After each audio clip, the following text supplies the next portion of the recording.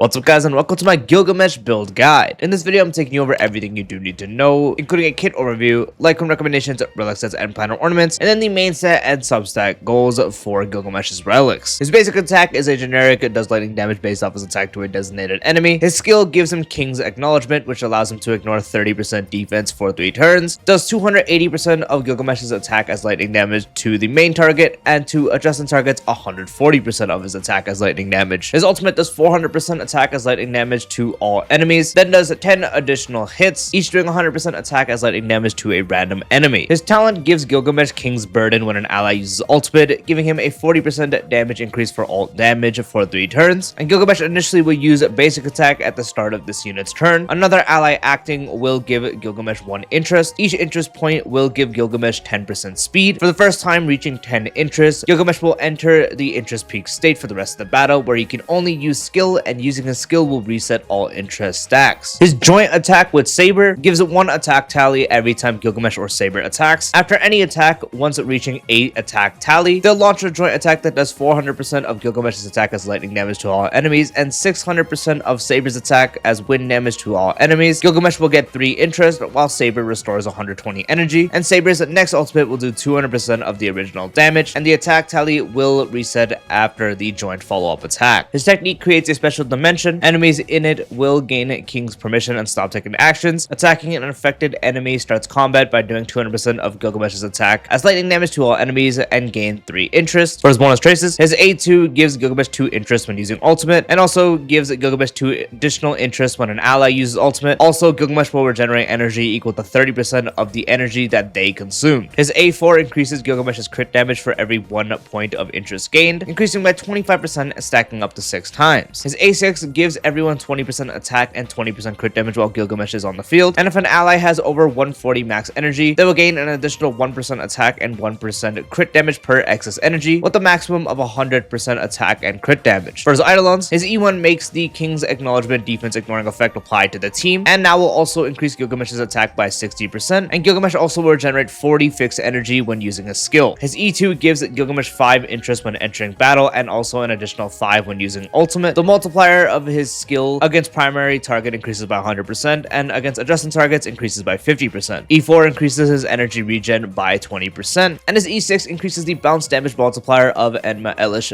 by 80%, increases the team's alt-type res pen by 20%, and ally using ultimate gives Gilgamesh golden rule up to 3, and when Gilgamesh uses his ultimate, he will consume all golden rule to increase the crit damage for the ultimate damage dealt by 100% per stack.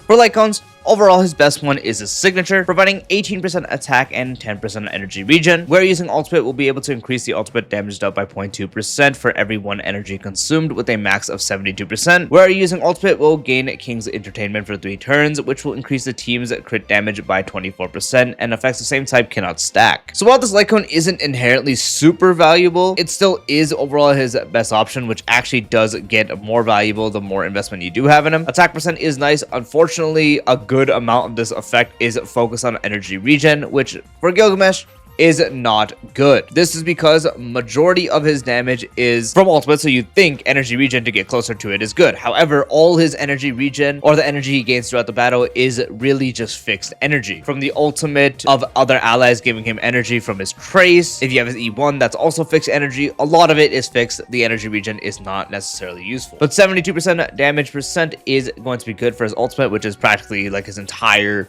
damage source. His skill does do pretty solid damage. However, this is the main focus, being his ultimate, and a little bit of support, 24% crit damage, which is not insane, but it's still there. Beauty of this Lightcone is if you do 200 pulls in this patch, you get it for free, so you can just have this best in slot for quote-unquote free if you were already pulling on other things. And so overall, the signature is the best option. Other than that, you can use Saber's Lightcone with 36% crit damage, 40% attack, and an additional 40% attack if the wearer's max energy is greater than 300. Also 10% energy refund when using ultimate if the wearer's max energy is greater than 300. So simple, gives him 80% attack and 36% crit damage with a bit of refund on his actual ultimate. This is actually quite comparable to his signature. Crit damage is pretty saturated on Gilgamesh, attack percent is somewhat saturated, but it's still a good effect, and the extra bit of refund you do get on the ultimate cast is also pretty damn good.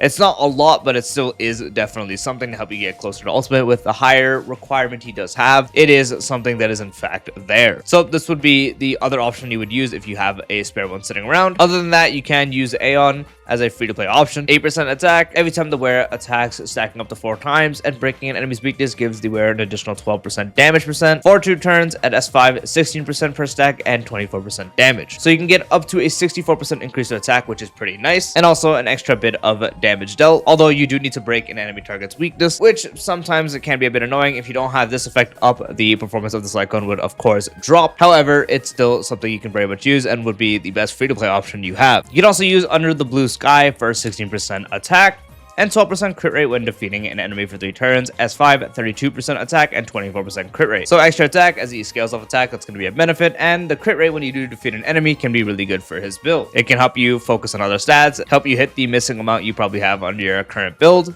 It's not better than Aeon, but you can still very much use it. If you don't have the effect active though, then it's very, very yikes. So be sure you are able to defeat an enemy to have the effect active. It is active for 3 turns, so you do have a while to constantly be refreshing it. And another really good option, which would be his best 4-star, is the Battle Pass one, with 12% crit rate and 24% to skill and ultimate damage by the wearer. S5, 20% crit rate, 40% skill and ult. So makes him easier to build and also focuses on his biggest source of damage being the ultimate and also his other source of damage being his skill. Doesn't impact the joint attack if you're focusing on that. However, this is still focusing on a lot of his damage, so you can very much use this as well. Primarily would be the best 4-star for main DPS Gilgamesh, just because it is focusing on the main things you're focusing on, since you're not focusing on the actual joint follow-up attack at all, since it wouldn't be active for main DPS Gil, but this is still a good Lightcone for his own damage. As for Relic Sets, the most consistent option is going to be 4-piece Scholar, with 2-piece increasing 8% crit rate, 4-piece providing 20% damage to skill and ultimate, and 25% additionally for the skill when using ultimate for that next skill use after. So very simple yet effective. This is going to be easier for him to be built. And then this is impacting his 2 sources of damage, skill and ultimate. Of course, this also doesn't really impact his follow-up attack, unfortunately, if you're using him on the joint thing, but there's not really many options for that, I'm going to be honest.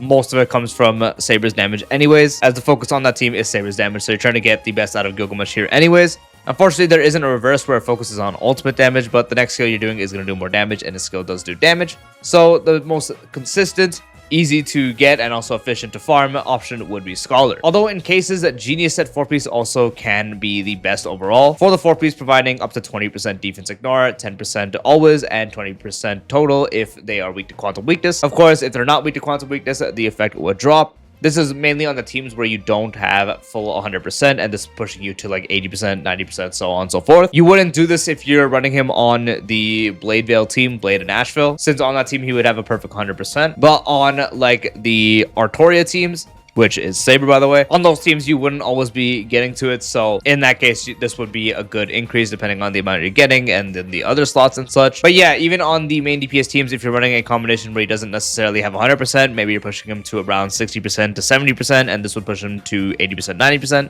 can overall be his best in slot, especially if it pushes him to 100% defense ignore / shred. If using him specifically with E2 Mortanix Blade, Duke's set is really good on him, and this would be the other best in slot, with 2-piece increasing damage up by follow-up attacks by 20%. 4-piece when the wearer uses a follow-up attack, increases the wearer's attack by 6% for every time the follow-up attack does damage, stacking up to 8 times, lasting for 3 turns, and the effect is removed the next time the wearer uses an attack. This is usable with the Artoria team just because the actual joint attack is considered a follow-up attack, but I say Mortanix mainly because his ultimate also fully stacks this, and this could be really damn good and overall the best in slot, especially for main DPS Gil when specifically paired with Mortanix, just because without E2 Mortanix, nothing he does is going to be considered a follow-up attack outside of the actual joint attack, so you wouldn't be able to stack it, and so the entire thing is useless. But his ultimate with E2 Mortanix is able to fully stack this, and he's going to be able to carry that attack percent throughout a good amount of time, probably till even the next ultimate, so that's why this is actually very, very powerful. But you do specifically need E2 Mortanix when it comes to running him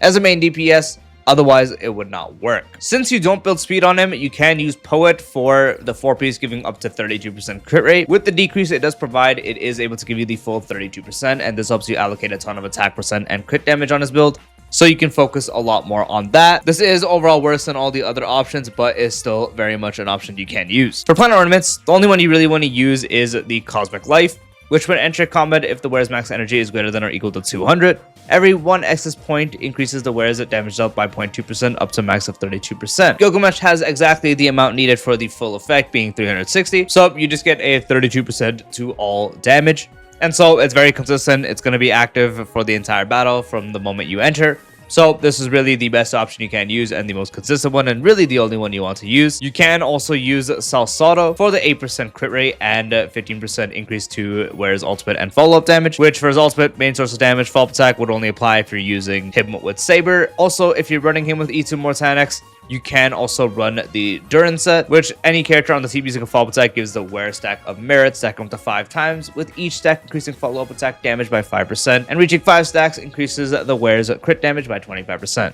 So to mainly focus this on his ultimate, you would be having the E2 Mortanic situation, again, like Duke. So you really need that for the full effectiveness of this actual planar ornament. If you do have it, then this planar ornament is also very, very good, with giving you 25% increase to follow-up damage, which would be what the ultimate is considered with the E2 Mortanics, and also 25% crit damage. For the main sets on the relics, for the body, you're primarily going to do crit rate, but if you're doing poet or you just have an insane amount of crit rate rolls with maybe crit rate supports, in that case, you can run crit damage. For the feet, you want to run speed. For the orb, lightning damage is better, but if you have a really good attack orb, you can use it, although prioritize the lightning orb. And for the link rope, you want attack percent. For the substats, you just focus crit rate, crit damage, attack percent. That's really it. Crit rate, be sure that's 100%. You always want to be sure DPSs have 100% crit rate or you're missing out on a ton of damage. You can focus on it a lot more than crit damage and attack percent, since he does get a lot of self crit damage and attack percent thanks to his kit. So crit rate is the main focus. When it comes to crit damage, just getting it around 130% or higher is going to be fine. If you can aim for 140 to 150, that's great. If you can get it higher than that, then that's going to be really, really good. Attack percent, if you can just get it to around 32 to 3300, that's going to be fine. 3500 ideally, but just around the 3200 benchmark is going to be completely all right. So again, crit rate, that's going to be the biggest focus you do have. Nonetheless, be sure to get that at 100% at all costs. Then you'd focus on crit damage to get it around the 130%. If you can get it higher than that, always better. And attack percent just around 3200 to 3300 or higher. And that is the full Gilgamesh build guide. I do hope you found this video helpful. If you did, drop a like, we greatly appreciate it. If you're new to the channel or haven't done so already, be sure to subscribe and turn the bell for future videos like this, along with all the types of style content. And I'll see you later. Peace out.